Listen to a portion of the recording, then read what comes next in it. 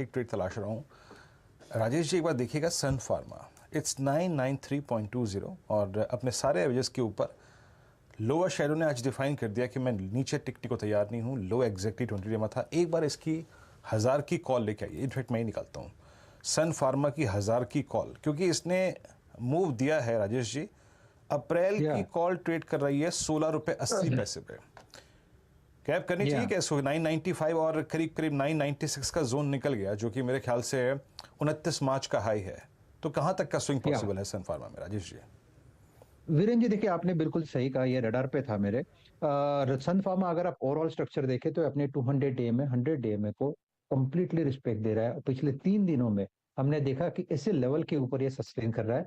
सामने जो टारगेट दिखता है मेरे हिसाब से इमीडिएट बेसिस पे देखें तो 1025 यानी 25 रुपीज का जंप, 25 रुपीज का स्विंग यहाँ पे पेंडिंग है। तो ये जो आपने कहा, जो 1000 रुपए का जो कॉल है, करंट मार्केट प्राइस 17 रुपए 20 पैसे के आसपास है, इसे बाय ही करना चाहिए। स्टॉप लॉस रखे 12 का, 5 रुपए का स्टॉप लॉस मेंटेन करे और सामने टारगेट करे सेट करीबन 26 रुपए का। 26 से 28 रुपए तक का स्विंग आपको फार्मा में मिलेगा, सन फार्मा में मिलेगा। So it's a buy in Sun Pharma 1000 call at 17 rupees 20 पैसा। तो कुछ डिफेंसेस की तरफ रुझान बढ़ता हुआ टोरेंट फार्मा की पहले बात हो रही थी, अब सन फार्मा पर एक ट्रेड तेजी का राजेश सातपुते पकड़ रहे हैं। लेकिन देखिए बैंक्स फोकस में 163 अंकों का इजाफा देखने को मिला था। सुबह में सरकारी बैंक नीचे थे, पीएसयू बैंक इंडेक्स नेगेटिव में था और निजी बैंकों में सबसे ज्यादा तेजी देखने को मिली थी। अभी भी पीएसयू बैंक इंडेक्स करीब 1.1% नीचे है। अब हम क्यों बैंकों की अलग से बात करें, क्योंकि कल दरअसल आरबीआई की क्रेडिट पॉलिसी आने वाली है। अब इस बारी आरबीआई क्या करेगा? पिछली बारी याद होगा आपको कि चर्चा हुई थी कि शायद पॉज करेंगे, लेकिन 25 बेसिस पॉइंट का रेट हाइक आया। इस बारी कंसेंसस ये कह रहा है कि 25 बेसिस पॉइंट का रेट हाइक आ सकता है, लेकिन कुछ लोग ऐसे भी हैं जो मानते हैं शायद एक पॉज आएगा। हमने जो इनफैक्ट कई सारे जानकारों से बात की, वो डेटा भी आपके सामने लेकर आते हैं। जो सीएनबीसी आवाज भी कुछ इकोनॉमिस्ट से बात करता है, आवाज की एमपीसी कहती है कि 4 बेसिस पॉइंट का एक रेट हाइक आता हुआ दिखाई देगा।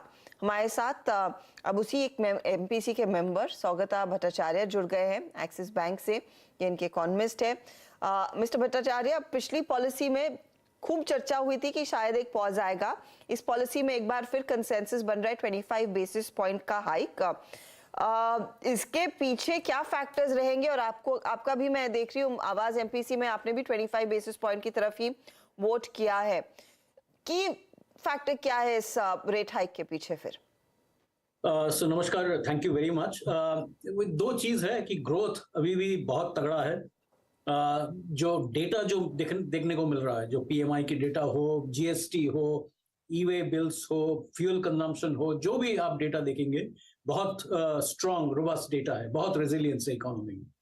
अब देखने को मिल रहा, मैंने जो सुनने को आ रहा है अभी कि धीरे धीरे स्लो डाउन कुछ हो रहा है डीलरशिप्स में, ऑटो डीलरशिप्स, कुछ रेजिडेंशियल अपार्टमेंट्स वगैरह, वो होम सेल्स वहां पे सुनने में आ रहा है। दूसरी तरफ इन्फ्लेशन अभी भी बहुत स्टिकी बना हुआ है, जो कोर इन्फ्लेशन कहते हैं। जो फ्यूल के जो कंपोनेंट्स है वो निकाल दीजिए, फूड कंपोनेंट्स है वो निकाल दीजिए, जो कोर डिमांड के जो इंडिकेटर्स है अभी भी 5.5 5.6 पे लगा हुआ है। इस बार हमारा अंदाजा है कि थोड़े दिन में 12th को जो मार्च महीने की जो सीपीआई के नंबर आएंगे वो अबाउट 5.7 5.8 रहेगा, 6% के वेरी क्लोज।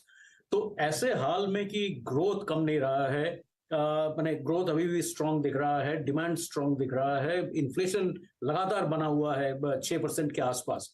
लास्ट तो प्रिंट तो 6% के ऊपर ही था। तो ऐसे देखते हुए कि ये एवरेज ये क्वार्टर की जो पिछले वाला जो क्वार्टर गया Q4 FY23